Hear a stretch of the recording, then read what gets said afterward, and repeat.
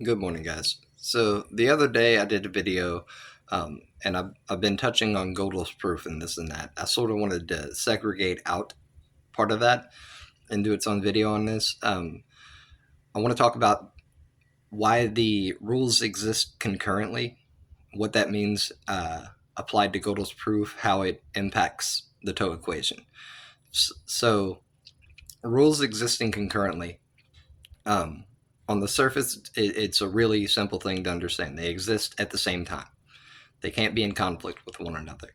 So when you're dealing with something like the rules of a gravitational environment versus the rules of a non-gravitational environment, it's really easy to understand. It's segregated. So the rules still apply to both, no matter which one you're dealing with. They don't conflict with each other. When dealing with something like Newton's three laws of motion that are all rules tied to the same system, um, they cannot be in conflict with one another. So they have to exist at the same time without any conflict with the other rules that are a part of the system.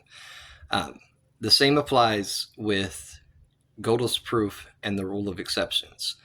Um, so with Gödel's proof, you have the summary is that no set of axioms can prove its own consistency. Okay, this is saying that a rule cannot validate itself. It cannot exist because it says so. Uh, at the same time, you have the rule of exceptions, which explains how you validate a rule. So the the idea here is that with Gödel's proof, it pertains to rules and validation. The rule of exception pertains to rules and validation. They are not the same rule, but they are in the same system. Um, so it's comparable to Newton's three laws of motion in that regard. Um, but because they exist, they're tied together like this. They cannot be in conflict with one another. They have to exist at the same time. With Gödel's proof, he understood that in order to prove a complete system, you had to be able to prove it and prove its negation, which is saying finding the exception to the rule. Okay, he already knew this, it's part of the theorem. Um, at the same time, stating that, he accepts the dichotomy logic that exists. If it exists, its equal opposite exists. That's how this conclusion is reached. So with any absolutist statement, in order for it to be true, it needs to be falsifiable. You have to find the exception. So Gödel's proof summarized is that no set of axioms can prove its own consistency. If that is true, there must be one set of axioms that proves its own consistency. There must be an exception. It has to exist, and Gödel would have known this. While at the same time, the rule of exceptions, the reason why these are tied together and it's important, the rule of exceptions cannot validate itself. It is a set of axioms. All rules are sets of axioms. So if the rule of exceptions cannot validate itself because of Gödel's proof, again, they exist at the same time, there has to be an exception to the rule of exceptions. The rule of exceptions is just telling you that you have to find the way that it's not true. This is about dichotomy logic. If it's true, its equal opposite is true. So to simplify it, a physical example, to understand why, garlic, okay? Garlic is amazing for your memory. If you want to help your memory, you want to cut up a couple garlic cloves every day, put it in your food, what have you, right? It's going to help your memory. So if you want to destroy somebody's memory, use the garlic. Garlic in high concentrations as an extract, if you take it to the extreme, will actually cause amnesia. I'm not kidding. The very thing that is great for your memory will absolutely wreck your memory, okay? Normally when people talk about greatest strengths, greatest weaknesses, they're using some sort of a military general as an example. You know, he's really good with tanks, so you use it against him. But people don't understand that this actually applies in science down to garlic. I mean, something as simple as that. The greatest strength is the greatest weakness. So when you get to these rules and how they apply, that's another facet of this. Every rule has to have an exception.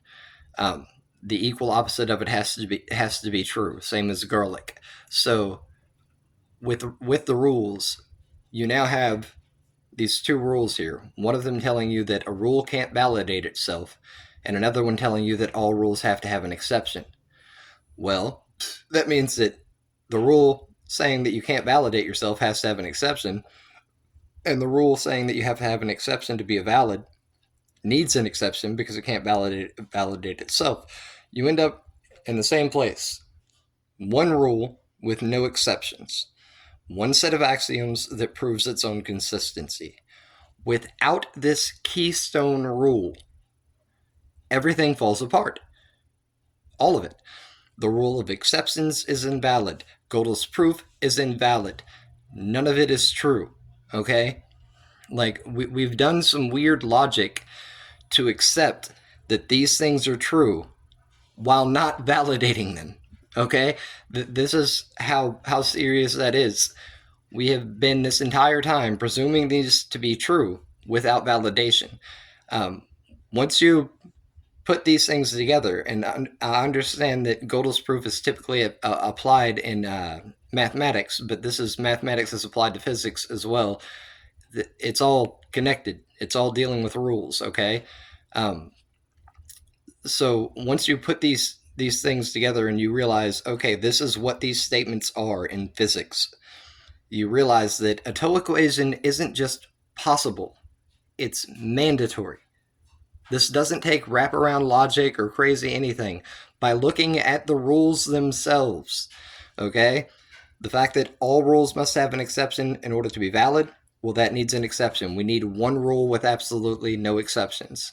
Okay, Gödel's proof, a rule can't validate itself, which is why that needs an exception. But now Gödel's proof needs an exception. A rule can't validate itself.